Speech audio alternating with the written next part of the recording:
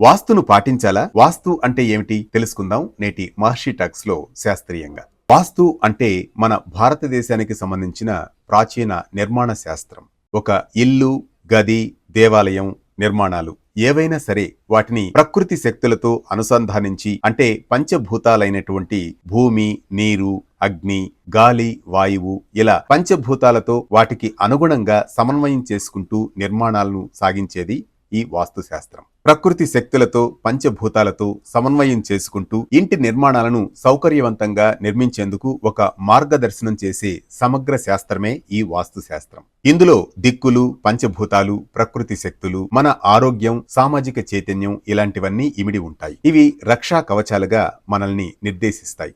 ఈ వాస్తు శాస్త్రాన్ని ఉపయోగించి మనం నిర్మాణాలను చేసినట్లయితే ఆరోగ్యానికి, సమాజ సంక్షేమానికి అది నిర్దేశింపబడుతుంది. ఒక నివాసం, ఆలయం, భవనం ఏవైనా సరే వాటి నిర్మాణాలను శాస్త్రీయంగా వివరించి చెప్పేదే వాస్తు శాస్త్రం. వాస్తు యొక్క ముఖ్య ఉద్దేశం ఇంటి ఆరోగ్యం, కుటుంబ శాంతి, సామాజిక రక్షణ. వీటన్నిటి యొక్క సమాహారమే వాస్తు శాస్త్రం. వాస్తు శాస్త్రాన్ని అనుసరించి చేసే నిర్మాణాలు ఆరోగ్యాన్ని, కుటుంబ శాంతిని, సానుకూల శక్తిని ప్రసరిస్తాయి. ఇలా మరిన్ని విశేషాలతో నిన్నటి మేధస్సు నేటి ప్రేరణగా కొనసాగే మహర్షి టాక్స్ ను సబ్స్క్రైబ్ చేసుకుంటారుగా. ఏ పండుగ ఎప్పుడు, పండుగలో పరమార్థం ఏంటి శాస్త్రీయంగా తెలుసుకోవాలా? వెంటనే డౌన్లోడ్ చేసుకోండి వేటూ న్యూస్.